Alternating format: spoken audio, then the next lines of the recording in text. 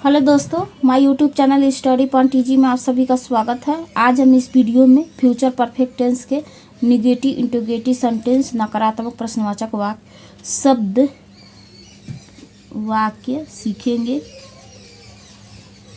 पहले हम future perfect tense के पहचान जान लें। जिन वाक्यों के मुख्य क्रिया के अंत में चुका होगा, चुकी होगी, चुके होंगे, लिया होगा, दिया होगा आदि शब्द आते हैं वह फ्यूचर परफेक्ट टेंस कहलाता है। फ्यूचर परफेक्ट टेंस के निगेटिव इंटरोगेटिव सेंटेंस, नकारात्मक प्रश्नवाचक वाक्य।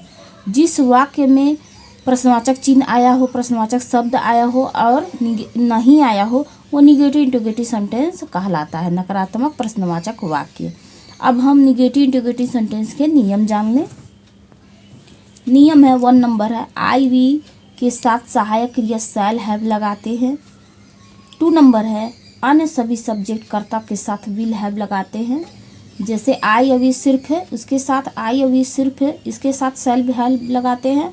और अन्य सभी जैसे ही, सी, इट, नाम, यू, इस सभी कर्ता के साथ विल हैव लगाते हैं। 3 नंबर है मुख्य क्रिया थर्ड फॉर्म लगाते हैं, मेन वर्ब थर्ड फॉर्म लगाते हैं।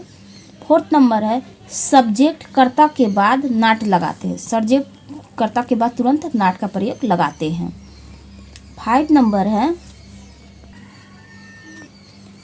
नंबर है यदि वाक्य की शुरुआत में क्या शब्द आए तो। यदि वाक्य की शुरुआत में क्या शब्द आए तो इसके लिए हम सूत्र है पहले विल, सेल्स, हेल्पिंग वर्ब, सहायक क्रिया प्लस सब्जेक्ट कर्ता प्लस नॉट नहीं plus have plus main verb मुख्य क्रिया प्लस ऑब्जेक्ट कर्म प्लस अदर वर्ड्स।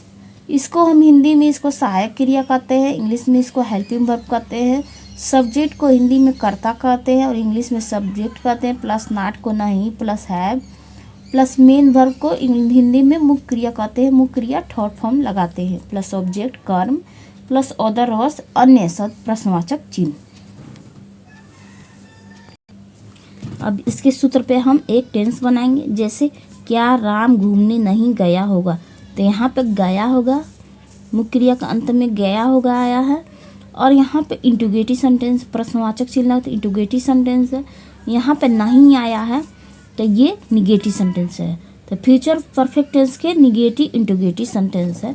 तो यहाँ पे वाक्य की शुरुआत में क्या शब्द आया है तो ये सूत्र लगाएंगे। पहले विल और शैल लगाएंगे तो यहाँ पर राम है तो इसके साथ विल का प्रयोग लगाते हैं, तो विल, उसके बाद सब्जेक्ट राम, अब कर्ता के बाद तुरंत नॉट का प्रयोग लगाएंगे, नॉट, उसके बाद हैव, उसके बाद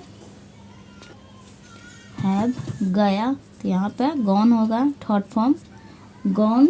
उसके बाद घूमना वो कर्म फॉर ए वॉक प्रश्नवाचक चिन्ह। पहले विल, शैल, हेल्पिंग वर्ब, सहायक क्रिया प्लस सब्जेक्ट कर्ता प्लस नॉट प्लस हैव, उसके बाद मुख्य क्रिया गया तो गॉन, गो का थर्ड फॉर्म गॉन, उसके बाद मेन वर्ब के बाद कर्म, घूमना तो वॉक। राम घूमने, क्या राम घूमने नहीं गया होगा तो will Ram not have gone for a walk. अब हम ये नियम जानेंगे कि यदि वाक्य के बीच में प्रश्नवाचक शब्द आए तो इसके लिए हम अलग सूत्र लगाते हैं।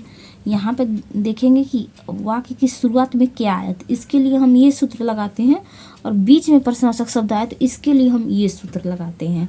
तो पहले WH फैमिली प्रश्नवाचक शब्द जैसे क्यों, कहाँ, कैसे, क्या, ये सब आता है WH फैमिली प्लस विल, शैल,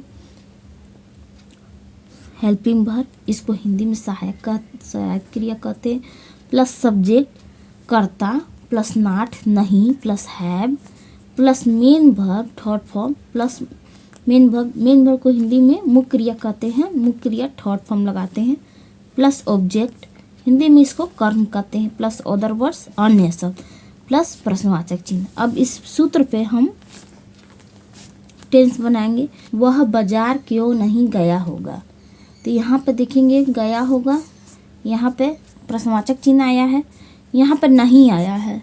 तो फ्यूचर परफेक्ट टेंस के निगेटिव इंटरोगेटिव सेंटेंस है। तो यहाँ पर देखेंगे कि वाक्य की शुरुआत में क्या आया है कि बीच में प्रश्नवाचक शब्द आया है। तो अगर क्या आएगा तो ये फार्मूला लगाते हैं, और बीच में प्रश्नवाचक शब्द आए तो ये फार्मूला लगाते हैं। तो यहाँ पे बीच में प्रश्नवाचक चिन्ह यहाँ पे है, क्यों?